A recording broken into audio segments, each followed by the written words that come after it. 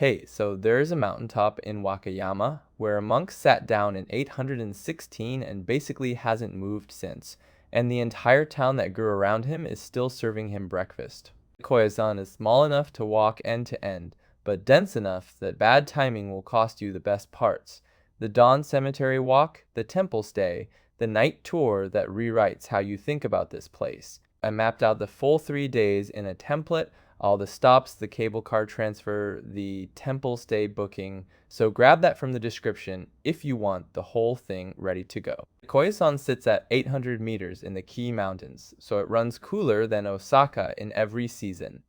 Autumn colors hit late October into November, cherry blossoms come mid-April, and winter gives you snow and near silence.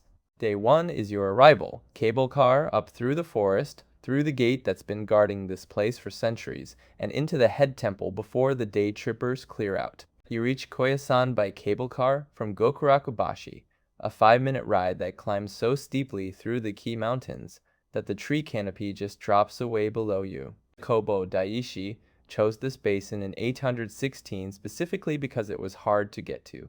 The cable car is the modern version of that same idea. You feel the temperature drop and the air thicken as you go up. Grab a Nankai Koyasan World Heritage ticket at Namba Station in Osaka because it bundles the train, the cable car, and the plateau buses into one fare. Sit on the left side facing forward for the valley views. The ride is short, but the transfer at the bottom adds time, so budget roughly 45 minutes from there. From the bus stop, the Daimon Gate looms ahead, 25 meters of dark wood flanked by 2 Neo-Guardian statues, one with his mouth open and one with it closed, marking the boundary between everything outside and this sacred precinct. Those statues are the Buddhist and pair, the cosmic breath, beginning and end, and a gate has stood on this spot for centuries, so walking through it is the actual threshold moment of the whole trip. Don't just walk through and keep going. Turn around and look back at the mountain view framed through the gate, because that's the shot everyone forgets to take. Mid-morning is the sweet spot because the first tour bus wave clears out by then, and the main street of Koyasan stretches out right in front of you from here. Kongobu-ji is the administrative headquarters of Shingon Buddhism, but it reads more like walking through someone's private art collection. Painted sliding screens by Kano Tanyu, then Japan's largest rock garden waiting outside. The Banrutai Rock Garden covers 2340 square meters with 140 granite stones arranged as 2 dragons emerging from clouds, and it was designed to be viewed from inside the building like a painting, not from above. One of the temples merged to form Kongobu-ji was built by Toyotomi Hideyoshi in 1593. For his mother, you can still spot the Toyotomi family crest on the grounds. Afternoon works best here because day trippers start heading back down the mountain after 2, and the painted rooms are worth spending time in. Just know that photography is restricted inside and the floors get cold on sock feet. Day 2 is the one you'll remember. A pre-dawn walk through Japan's largest cemetery, the lantern hall where Kobo Daishi supposedly still sits, and the temple complex he designed as a 3-dimensional Buddhist cosmos. Okunoin is Japan's largest cemetery. Over 200,000 moss-covered tombstones packed along a 2-kilometer stone path through ancient cedar forest, and it feels more like walking through a cathedral than a graveyard. The graves have been accumulating for about 1,000 years because people wanted to be buried near Kobo Daishi, who they believe is still alive in eternal meditation at the far end of the path. You'll pass a memorial for a pesticide company next to a daimyo's tomb next to a hollowed-out tree with a shrine inside it. And somehow that mix of corporate, feudal, and sacred all makes sense under those cedars. Get here before sunrise with a small flashlight because the lantern-lit walk in half dark, followed by dawn light breaking through the canopy, is the single most atmospheric thing you can do in Koyasan. At the end of the Okunoin path, you reach the Mausoleum, where Shingon Buddhism holds that Kobo Daishi has been sitting in eternal meditation since 835. Monks still bring him food twice a day, every day, without interruption. The lantern hall holds thousands of lanterns, 2 of which are said to have been burning for over 900 years, and in the pre-dawn dark, the whole space glows orange from those flames. The wooden clapper monks strike during prayers echoes back through the trees along the cemetery path, and people tend to speak in whispers here even when nobody's asked them to. Bring cash for incense, take off your hat, And don't photograph inside the inner halls. The walk back to the entrance is faster, but look up at the cedars on the way out. The Danjo Garan is where Koyasan started. Kobo Daishi founded this precinct in 816, and the buildings are arranged as a walkable mandala, a spatial diagram of Buddhist cosmology rather than just a cluster of temples.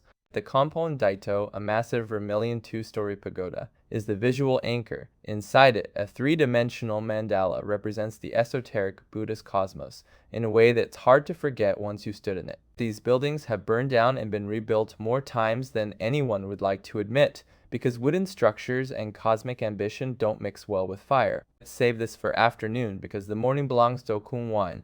You'll appreciate the architecture more once the emotional weight of the cemetery walk has settled. Day 3 is the deepening, the museum that holds 21 national treasures most visitors walk right past, a shogun's mausoleum that barely gets any foot traffic, and then checking into a temple for the night. The Reihokan Museum holds 21 national treasures and 148 important cultural properties, Buddhist statues, mandalas, sutras, all pulled from Koyasan's temple storehouses, where some of this stuff sat for centuries. This mountaintop town of 3,000 people has a better art collection than most national museums, and almost nobody goes inside, which is either a tragedy or a secret depending on your tolerance for crowds. It deepens everything you've already walked past for 2 days. You've seen the temples, now you see what was stored inside them, including objects monks carried back from Tang Dynasty China. Check opening days on the Reihokan website before you go because the schedule is irregular, and showing up to a closed museum after a cold walk is a frustrating way to learn that lesson. The Tokugawa shoguns ruled Japan for 250 years and built mausoleums to make sure nobody forgot it. Nikko gets the crowds, but this Koyasan complex is the quieter, more intimate version. The contrast is the whole point. Koyasan is about renunciation and monastic simplicity, and then you walk into gold leaf, lacquer work, and carvings of mythical creatures that broadcast shogunal power for eternity. It's one of the least visited major sites in Koyasan, so you'll often have it nearly to yourself. The carved flowers and birds reward the kind of close inspection you can only do without a crowd behind you. Verify opening hours before heading over because the location is a walk from the center and the reservation requirements shift seasonally. Eko-in is a shukubo, a temple lodging, where you sleep on a futon, eat shujin ryori Buddhist vegetarian cuisine, and wake up to the temple bell at dawn for a fire ritual. The highlight is the guided night walk through Okunoin after dinner, with a monk explaining the graves by flashlight. It's the experience that separates Koyasan from every other temple town in Japan. You don't need to be Buddhist to stay. You just show up, eat the food arranged on your tray like a small landscape, sit in the shared bath, and let the silence of a temple at night do its work. Book through the Eko-in website well ahead of time, weeks, not days, because the good rooms disappear fast during autumn foliage and cherry blossom season. Koyasan is one of those places where the distance between the tourist version and the real version comes down to timing. Dawn in the cemetery, night with a flashlight, morning with a fire ritual, and none of it is hard to reach if you know what to protect. I put the full Koyasan route into a template with every stop pinned on the map.